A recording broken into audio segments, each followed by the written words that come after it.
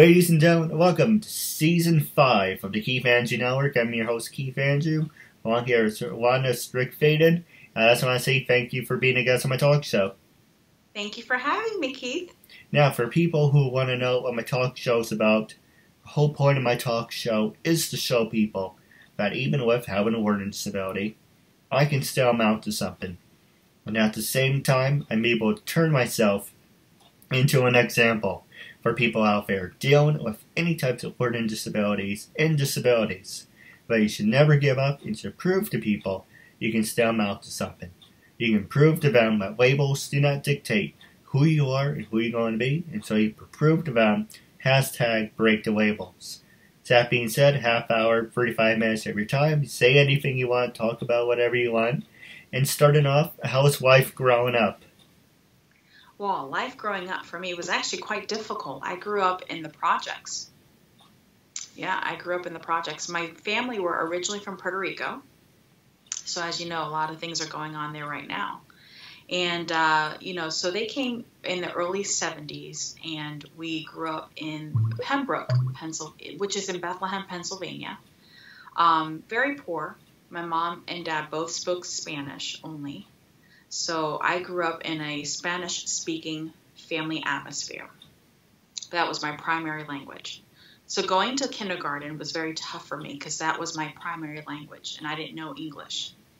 So it was really, really hard for me at first. It took me several years to learn English. I was left, I was in kindergarten actually 3 years in a row. So I was in kindergarten 3 years in a row, and then basically was left behind. So I started off really hard in life.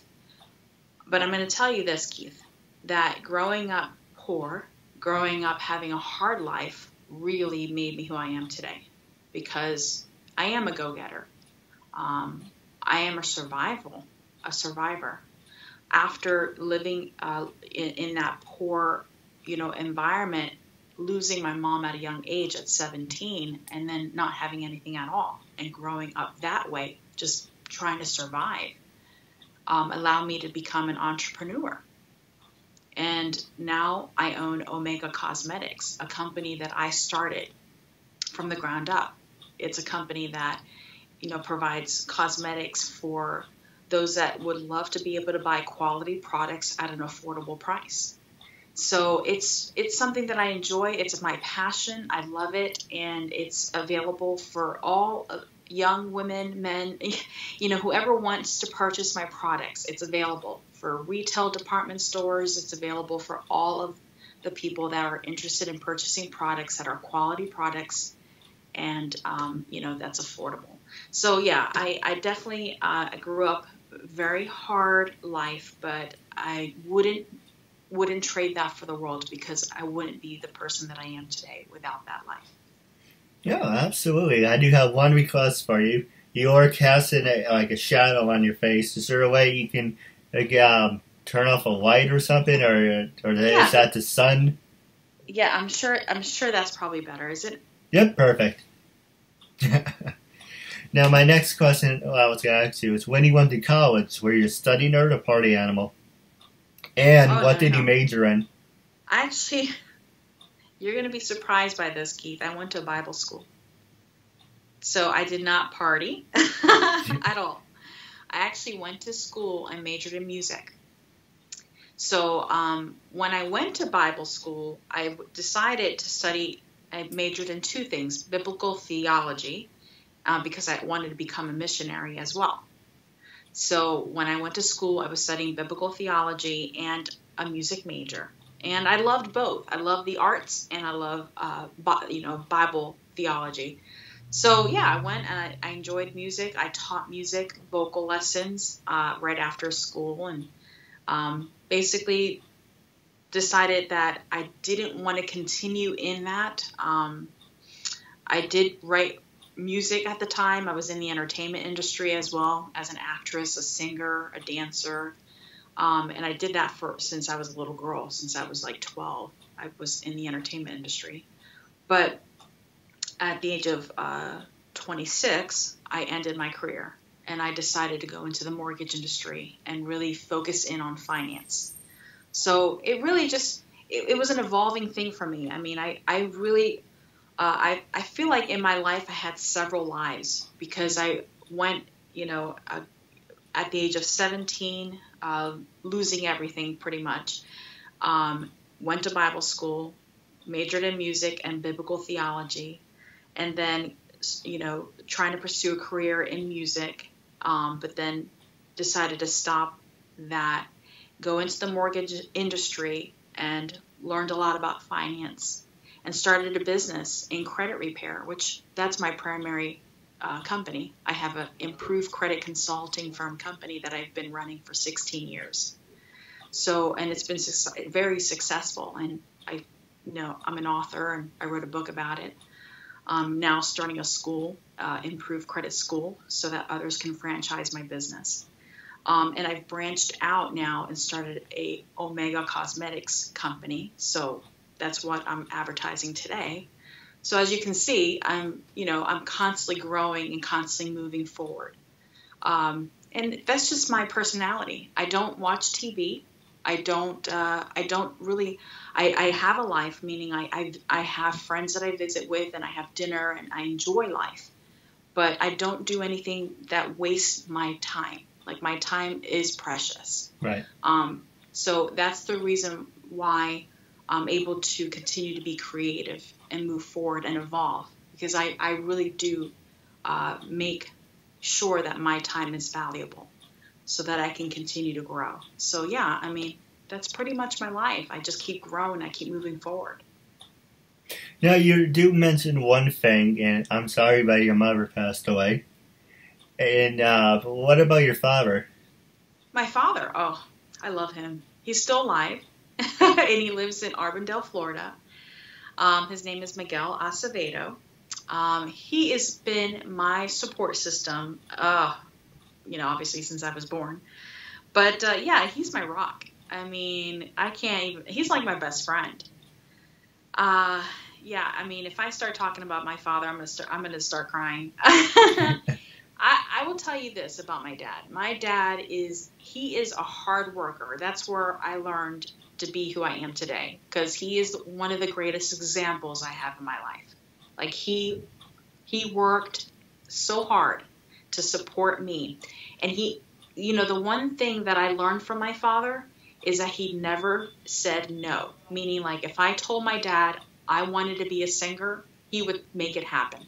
He would make sure I took vocal lessons, and he would take me to whatever school I needed to go to learn how to become a singer.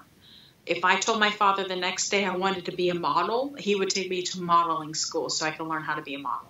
Like, he never said no. He always made sure that I could fulfill my dreams, regardless if they sounded ridiculous. Like, he just was such a supportive person. So I honestly love that about my father, and that has truly helped me in my life to never give up and never say no in my life. So he's the greatest person I've ever met in my life, and I've learned to portray that in my own life for my own son, to always support his dream and always support him. So yeah, he's the greatest. I love him. He's still alive, and he's doing well. He's living a retired life in Florida, and so he's great. Yeah, glad to hear it. Now, my next question I was going to ask you mentioned that you are a CEO of your own company. Who influenced you to start that career, and how many years have you been a CEO? Well, I'll be quite honest with you, Keith. I'm a Christian, and not to offend anyone if you're not a Christian at all, but that is my belief system. So when I was 27 and I was a mortgage banker, it was a spiritual experience for me. But what happened was, I was sitting at my desk, and I was literally crying out to God. I was praying because I wanted to know my purpose in life. I was sitting there as a mortgage banker, not very happy with my life. I didn't really like the mortgage industry very much, and I didn't want to see that as my business. I wasn't very happy with it. And I literally was crying, and I prayed, and I asked God, I said, God, what is my purpose in life? Like, I just don't see myself doing this anymore. And I truly, truly heard him say clearly, like there was no sound around me. And I heard him say credit repair, like nothing else. I heard that so clear. And I thought, wow, that's interesting. Credit repair? Because at the time, I was writing articles for a newspaper, and I was writing articles about finance regarding mortgage loans and about credit, like how to get qualified for mortgage loans. Because I was reading books about, how to get qualified for a mortgage loan, how to get your credit prepared for mortgage loans. You have to understand credit to get mortgage loans. So I was actually reading books about it. So when I heard that from God, and I thought, wow, are you serious, God? Are you really telling me I need to start a credit repair company? Like, that was so unusual for me. So when that happened, I was like, well, where am I going to go to learn that? Because there's not a university that teaches credit repair. There are no schools that teach credit repair. I mean, I was Googling everywhere. That was back when I was 27. I'm almost 40 now. So there were a lot of credit repair scams, but there were not a lot of credit repair companies doing this that were actually legitimate. So I actually prayed and asked God, if you want me to start a credit repair company, you're going to have to teach me how to do this. You're going to have to show me what's legitimate and what's not. So there was a lot of trial and error throughout that time of learning. I had to figure this out on my own.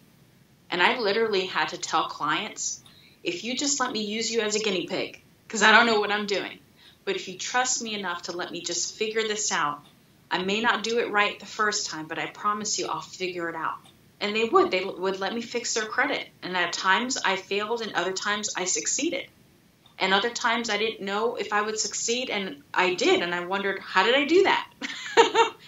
But I repeated it and repeated the cycle, and I figured it out. And I'm like, oh, wow, okay, now I can do this again, and I can do this again. And that's how it happened. But yeah, I prayed about it. I felt like God answered my prayer, and that was my calling in life. And truly, I still believe that is my calling in life. Now, if I, it's funny, I had a dream about, it's a long story about that, but that's going back to my first season. Basically, in my dream, I went to Japan, met this cute girl, Godzilla, not to sound racist or anything, but I went to Japan, Godzilla got angry, we came back to the States, Godzilla was having a temper tantrum, and they're like, oh, the only way you can make Godzilla happy, and that's exactly the same look people give me, and he's like, oh, you have to sing, and I was like, but so I know you really have to sing, so I started to sing, and Godzilla got happy, and he turned into God, and God said things will be okay for you, and I asked him, second to God, what has happened to life? He said, it's okay, but if I ever heard, God say to me, give up your talk show, and I would probably just, shatter me. Because this really means a lot to me, and Oh, he would never do that, Keith. See, the thing about God is that he encourages us to live our lives with the gifts that he's put inside us. And that's what God is. He's about giving us life and giving us life to the fullest. And that means fulfilling our dreams and purpose in life. So he would never take away. He would only gives us more of what we love. So he would never take away. Remember that. Yeah, well. Now, the next question I was going to ask you is, who were some of your favorite people you worked with? Because, you do work with makeup, so you have to work with some celebrities. Who were... Nope. The cool thing about this, Keith, is that I started this company 2 months ago, so I'm very new in this. So I haven't had any cool people that I've worked with yet. I can tell you that what's been cool about the process of starting this makeup line is learning the process of starting the makeup line. Being able to figure out the kind of products that I want in my makeup line. The actual, manufacturing companies that I want to work with, the quality of makeup, figuring out the colors that I want to work with within my line, the different types of coverage that I want within my line. So that's what I'm finding cool about it. The price points, how I want to package my products, You know, who wants to buy my products? Do I want to sell it to retail stores and consumers? That's what I'm finding cool. And basically starting it from the ground up. That's the fun part, is figuring out how I'm going to sell it and how I'm going to sell it to the market so that consumers actually want to purchase it. That's what I'm finding cool. And of course, eventually having my own storefront. So that to me is more cool than who I'm putting makeup on or who I'm meeting when it comes to celebrities. Eventually that'll happen. But for now, it's the journey I'm having fun with. And eventually that'll come. Yeah, absolutely. Hey, if you, what was it? If you build it, they will come. Yes, absolutely. I agree with that. So, with that being said, I'm going to ask you, because my show is mostly about disabilities, and I haven't really done this as of late, so I'm going to ask you, have you worked with people with disabilities, and would you be open to working with people with disabilities? Oh, I'm always open with working with people with disabilities. I haven't actually been fortunate enough to work with anyone with a disability, but I would absolutely be open with working with anyone. It doesn't matter who they are.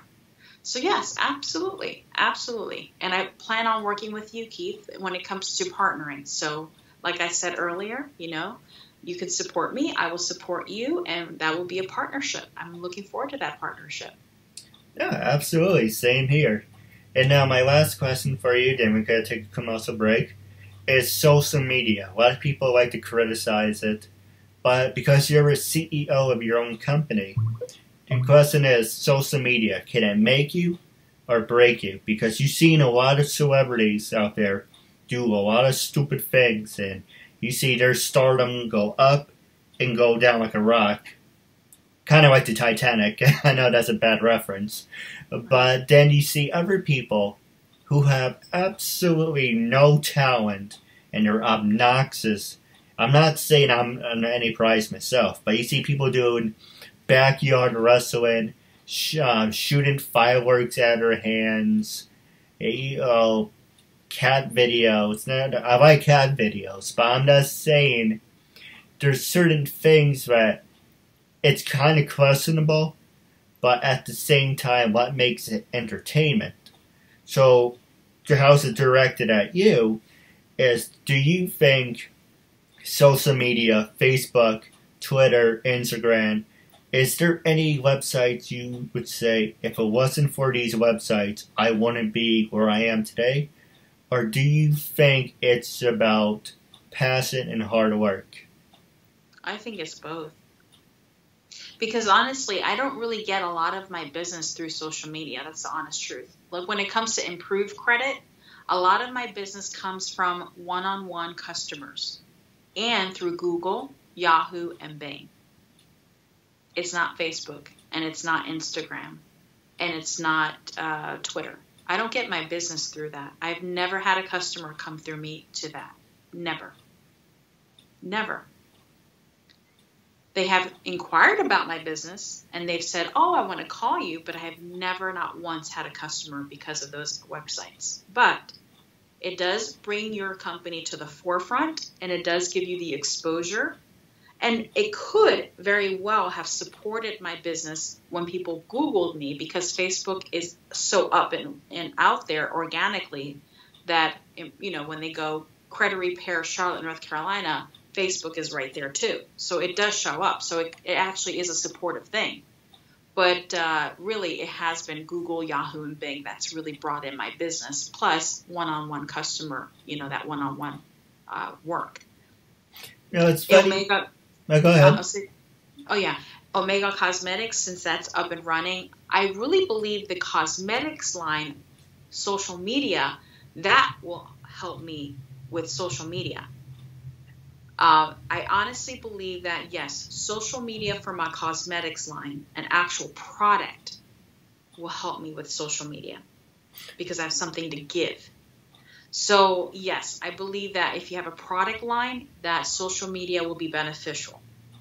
And all of that, YouTube, Instagram, Twitter, Pinterest, all of those social media links are going to be very much important to my line.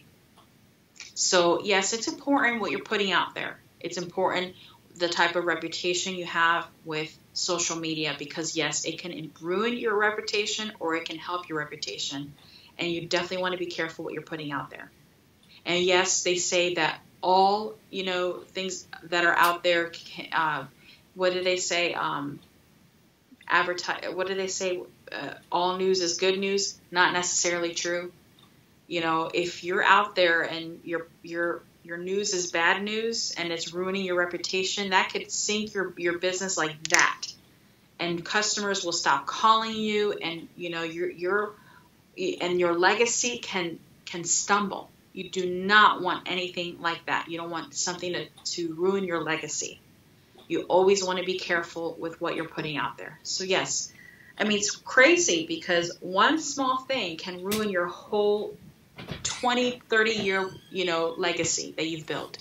So you got to be careful. Yeah. But I agree. Social media is a huge thing, right? And it can ruin and it can help you. I agree with you. Now we're going to take a quick commercial break, and when we come back, I'm going to pass the show over to you for the last 10 minutes. You can ask me anything you like. Sounds good, Keith. I am your host, Keith Andrew, along here with Wanda Strickfaden, and I just want to say thank you for sticking with us. And now for people who want to know what my talk show's about, as they already know, it's basically about disabilities and turning myself into an example, saying, labels do not dictate who you are and who you're going to be. And to prove to them, you can still mount to something. So hashtag break the labels. So that being said, with the last 13 minutes left of the show, I'm going to pass it over to you. Was there anything you wanted to know, anything you wanted to talk about? This is your time after all. Well, first question, Keith. How old are you? 29. What? You look so young. And that's still young. I'm almost 40, so great job. How long have you been a talk show host? This talk show or in general? In general. I guess going back to my high school years, that has to be 2004. I did it from 2004, 5, and 6. And then I wasn't in high school anymore, so I didn't do it. But then I started in 2013, so 4.5 years. 4.5 years. Wow, good job, man. That's not exciting. bad for having a disability, right? Not bad at all. I can't even imagine how fun this is for you. Do you do this like once a week, once a month? Like how often are you doing this? I would professionally do it every single day, but finding people, it's kind of hard because you have to work around your schedule. I do have a part-time job, so I have to work around that. But it's whenever I get an interview, it's right up there. If it's up to me, I'm a stutterer. If it's up to me, I would do it every single day. Now, what is your part-time job? I'm kind of curious. I won't mention the name, but I do work in a toy store part-time. Awesome. Okay, cool. And are you from New York? Yes, I'm from upstate New York. I can hear that accent. Yep. All right. So if you could just say one thing would be your dream job for a major network, who would you like to work for as a TV host? Oh, that's easy. I'm a big wrestling fan, so it has to be WWE. Oh, so you would actually want to be a host for WWE? World Wrestling Entertainment. You really would like to be a host for that? That's so cool. I had the perfect storyline. I know people are going to make fun of me for it, but my storyline is saying, why not have a kid with a disability, even if it's all scripted and they say, oh, you didn't really win it. I would say, be in the audience and be like, oh, you're the kid with a disability, but you don't have the balls to be come in the ring. I tell you what, jump that guardrail, I put my belt on the line, I beat the guy 1, 2, 3, then I can say I won this belt for everyone with a disability. But unfortunately, I can't get a hold of any wrestling company that wants to do that because it's not realistic. But however, it is good PR. Are you sure you couldn't get in contact with somebody there? Yeah, I tried messaging WWE a couple times, but I'm not on their radar. WWE and TNA Wrestling, they want someone with 1,000 and millions of following. Oh, they actually want followers and stuff. I get that. I get it. Wow, that's so cool though that you dreamed of doing that. But you know how you love hosting? Yes. Have you ever thought of maybe shopping around your TV show and actually wanting to host for a major TV network? I've thought about Fox News, but it's not a lot of people like Fox News. What about a radio show? Oh, just doing audio? Yeah, have you ever thought of that? It's funny you should even mention that. When I first started my show, I did 72 phone interviews. And when I did my 72 phone interviews, I was still having panic attacks. I was still having social anxiety. So I said, this is not working. Also, people said to me, you have this great format. Why aren't you as big or bigger than you portray yourself to be? And, whole that spiel. But I like actually sitting down and talking and seeing who I'm talking to. Yes, maybe I would talk on the radio, but I feel more comfortable one-on-one, right? Yeah. Well, here's the thing. You've seen YouTube, right? Yes. Well, you've seen people that come to the interview at the radio station, right? Yes. They do both. They do both. And there we have it. Hey, never say never. Both. You can have your cake and eat it too. But with that being said, I do have a couple questions for you off the air. Yes. But the first question I do want to pass to you is, how can people follow you on social media? Are you on LinkedIn, Facebook, Twitter? Yes. You want to plug your social media? So you can find me on LinkedIn under Wanda Strickfaden. So look me up, Strickfaden.